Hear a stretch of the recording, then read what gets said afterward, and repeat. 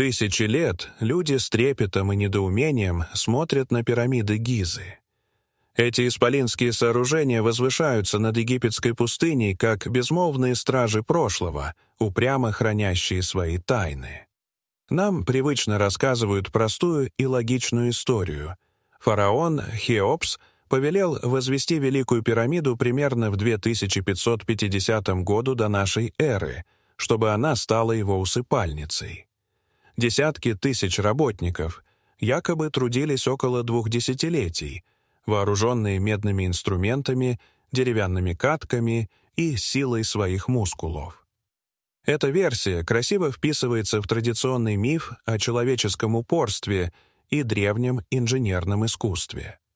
Но что, если перед нами вовсе не история, а тщательно поддерживаемая иллюзия?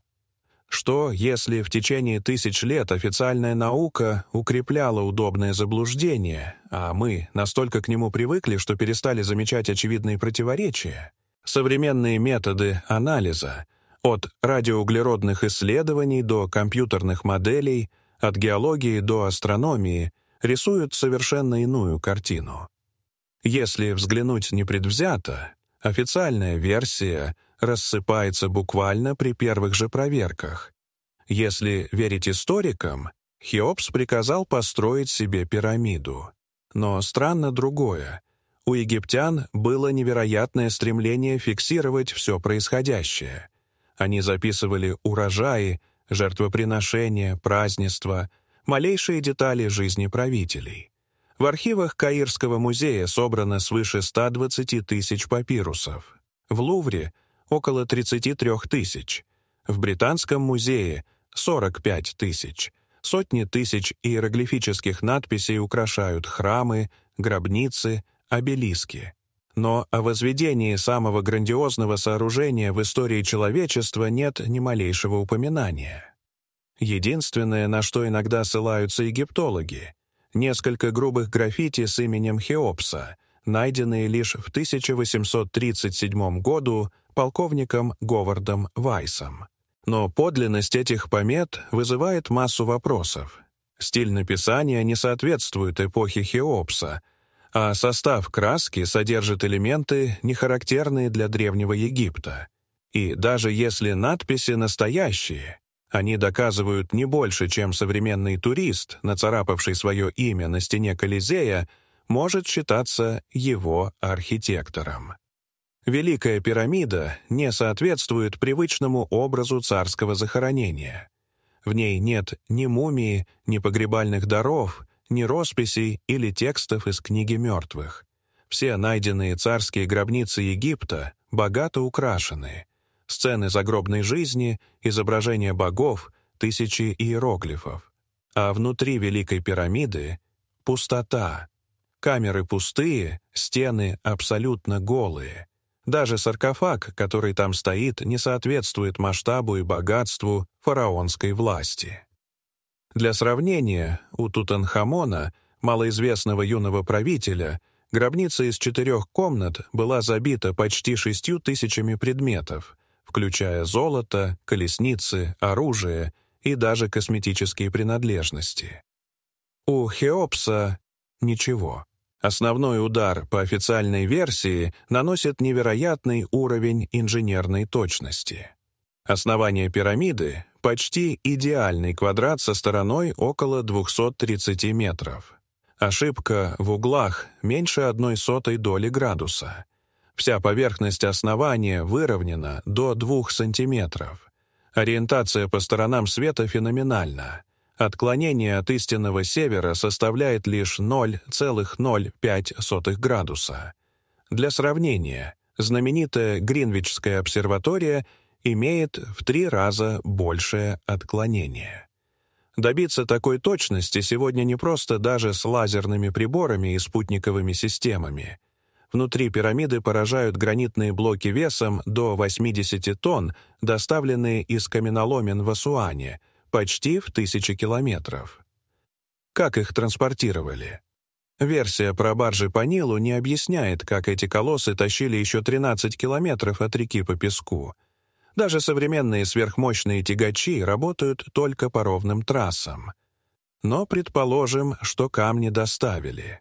Как их подняли на высоту в десятки метров и поставили с микронной точностью? Современные краны поднимают максимум 45 тонн, и то в контролируемых условиях. Инженер Кристофер Дан изучал следы обработки гранита и обнаружил свидетельство применения высокоскоростных вращающихся инструментов. В камнях найдены идеально круглые отверстия с гладкими стенками, резы с точностью до миллиметра и поверхности, отполированные до зеркала. Эксперименты с медными инструментами доказали, ими гранит так обработать невозможно. Если верить официальной версии, десятки тысяч строителей работали внутри узких темных коридоров. Но чем они освещали помещение? Факелы и лампы оставляют сажу. Однако в пирамиде нет ни малейших следов копоти. Это доказано спектральным анализом. В других гробницах, напротив, потолки покрыты толстым слоем сажи. Теория о зеркалах провалилась на практике. Свет угасает после нескольких отражений.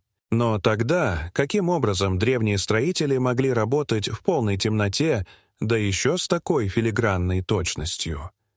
Дополнительный ключ скрыт в сфинксе.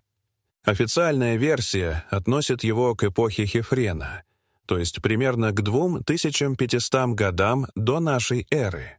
Но геолог Роберт Шох в 1990-х годах нашел на его теле следы эрозии, которые могли образоваться только от сильных дождей. А в Сахаре дожди такого масштаба шли более 10 тысяч лет назад. Это значит, что возраст сфинкса может достигать 12 тысяч лет. К тому же его голова явно меньше по пропорциям и выполнена в другом стиле. Вероятно, египтяне лишь отреставрировали древнюю львиную статую, придав ей человеческое лицо.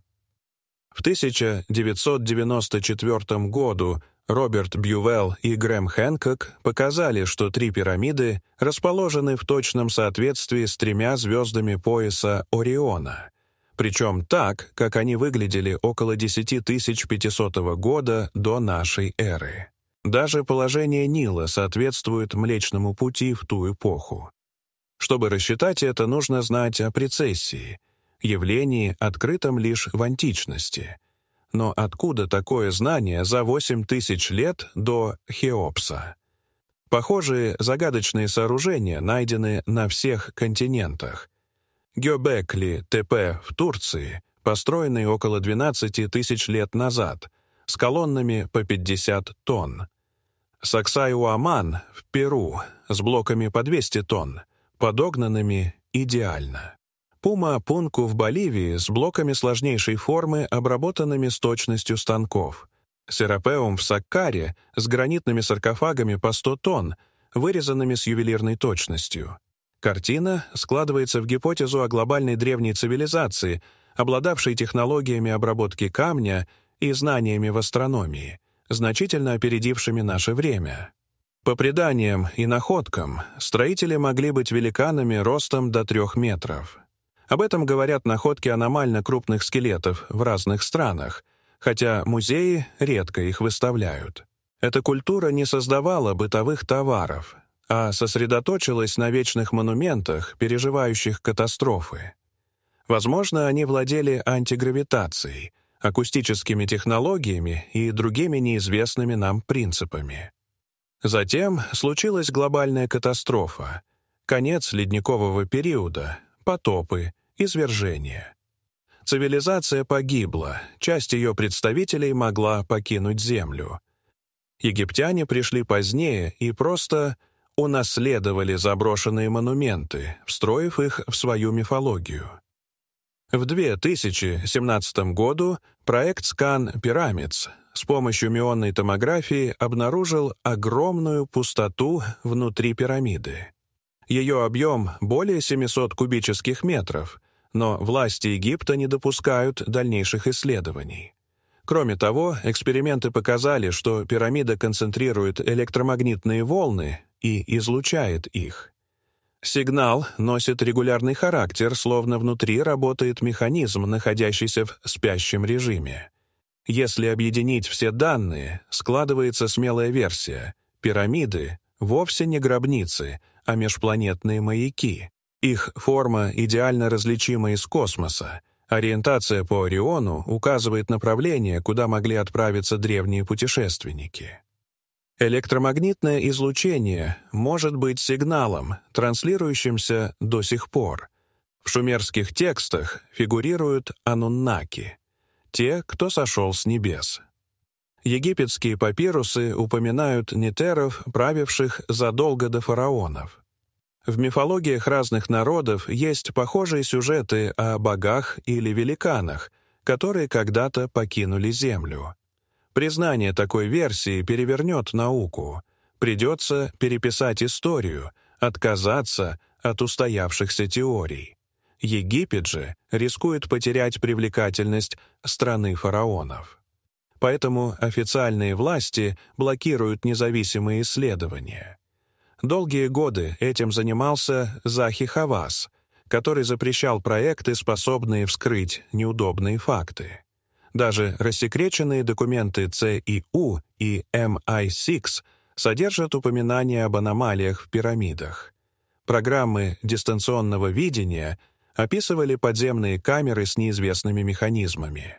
Современные алгоритмы, проанализировавшие миллионы документов и измерений, выдают ошеломляющие цифры. Вероятность того, что пирамиды построили не египтяне, а более древняя цивилизация, около 50%. Вероятность, что это были технические сооружения, около 20%. Шанс, что их строители покинули Землю и могут вернуться, около 5%. История человечества явно не ограничивается Шумером и Египтом.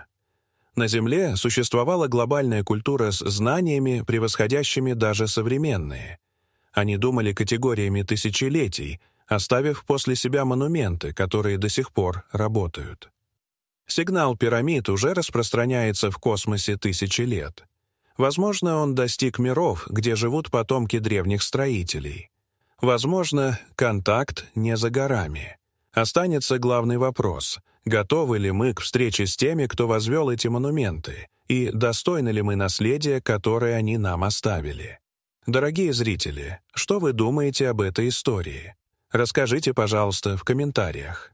А если вам понравилось это видео, то ставьте лайк и подписывайтесь на наш канал. До свидания.